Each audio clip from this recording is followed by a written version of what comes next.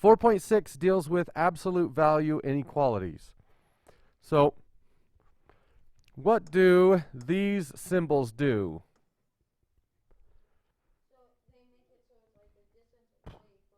Right. Absolute value calculates the distance from 0. So if we have a number line, 0 there, and we have a 6 here, how far away from 0 is 6? 6. Okay. Well, it didn't do anything. So what are absolute values for? They're to get rid of negatives. If I had the absolute value of -3, it wants to know how far is it from here to there. 3. Okay, so you've seen those before. Now we're going to introduce absolute value variables, and I think you've seen that before.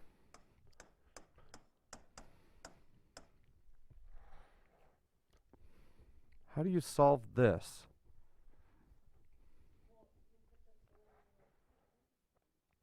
No, this is the other way around. This is not saying how far away is 4 from 0. It wants to know what numbers are 4 away from 0. So if we draw the number line, how many numbers x are there that have an answer of 4 when you take the absolute value? Well, 4 is one of them, and -4 is one of them. So this equation actually has two solutions. So here's what you do. You take the stuff on the inside, and you set it equal to that.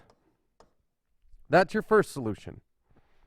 Your second solution is take the stuff on the inside and set it equal to the opposite of that. Oop.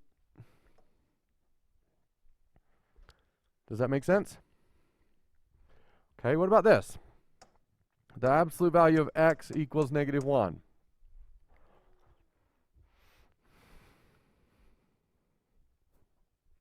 What are the answers? No. It's not 1. It's not -1. It's not 0. Think about it for a second. There's no solution. Why?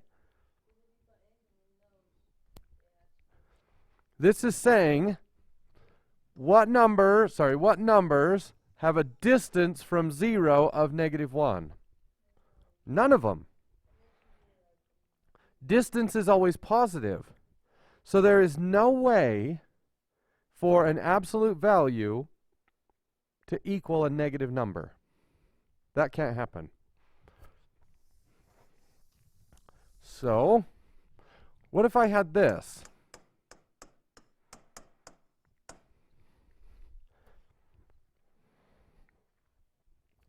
What number can I add 1 to and then be 5 units away from 0? 4 would be one of them. Oh.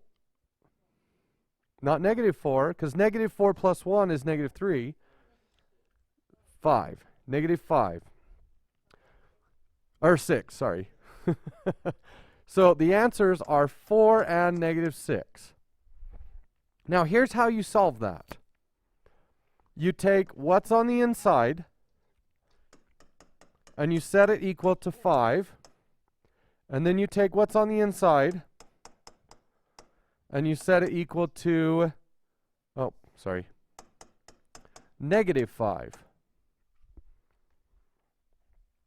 Then we subtract 1. Subtract 1.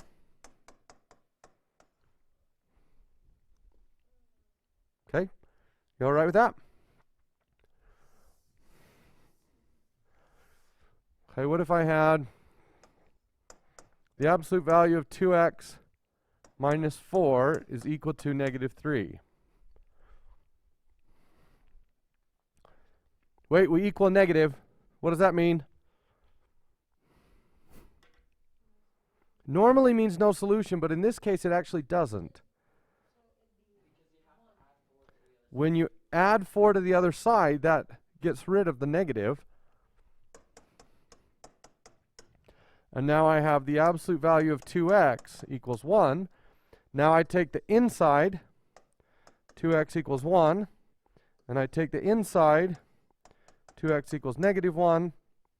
So my answers would be 1/2 and negative 1/2. Okay, you guys understand that?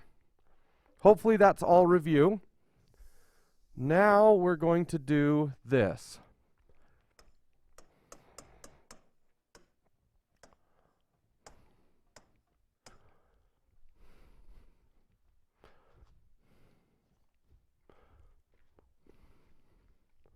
The absolute value of x plus 1 is greater than or equal to 4.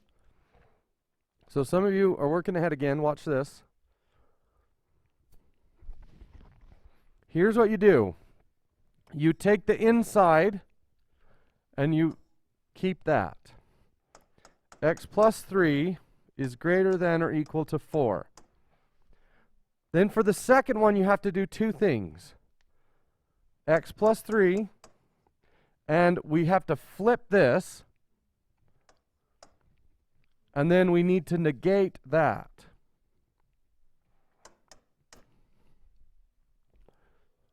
Okay? So subtract 3, x is greater than or equal to 1. Subtract 3, x is less than or equal to negative 7. Now, is this an and or an or?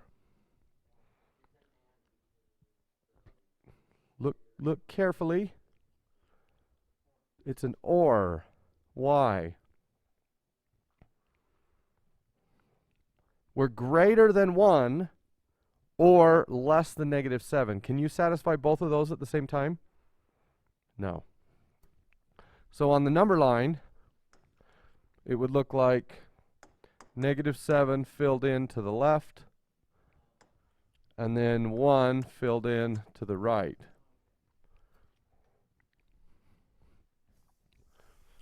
Okay.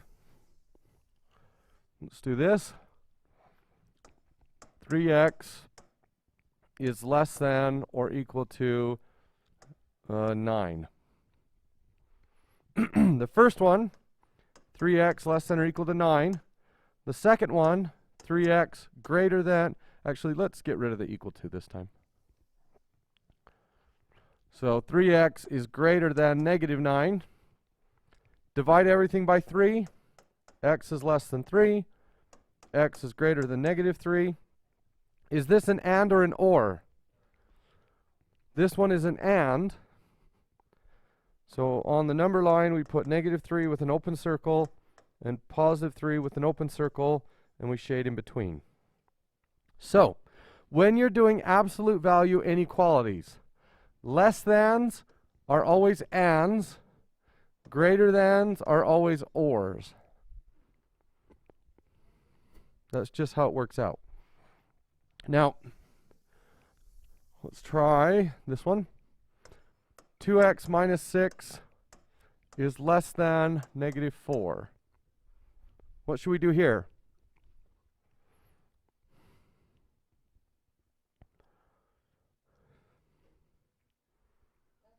That is no solution. Good. Do you guys see why?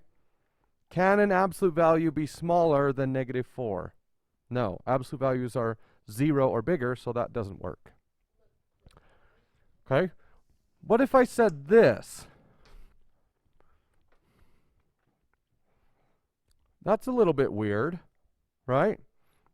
Can an absolute value be bigger than negative 4?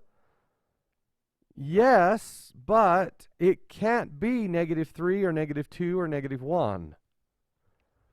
So really, the only way to solve this would be to put a 0 right there, which is weird. But anyway, I doubt they'll do that to you. So let's look at your assignment. They'll be mean to you. Okay.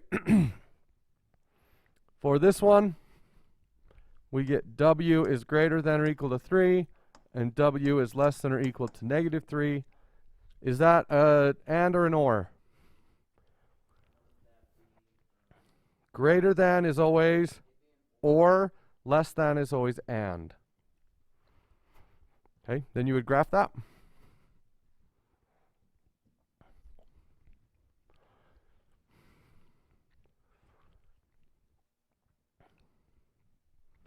What absolute value is this? It's going to be the absolute value of what? It's an and, so it has to be less than. Is it equal to or not? So less than, x goes in the middle. Would it be 3 or negative 3? It's got to be 3.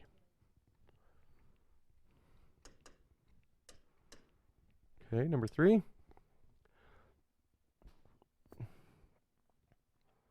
So you would subtract 8 and then solve, just like we did in the past. Number 4, you're going to solve that.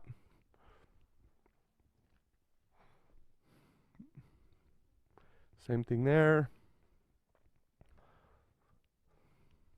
And what order are you going to solve this in? Actually, let's just do this one. What should I do first? Can you multiply 4 into an absolute value? Yeah, let's not do it that way. So subtract 3, and we get 4 times the absolute value of y minus 8 is greater than 32. Now what? Nope. We got to get rid of the 4 first. Divide by 4. We get absolute value of y minus 8 is greater than 8. Nope, we can't add 8 yet. We have to split it. Y minus 8 is greater than 8. And y minus 8 is less than negative 8. The only way to get rid of an absolute value is to split it. So add 8. Y is greater than 16. Add 8. Y is less than 0.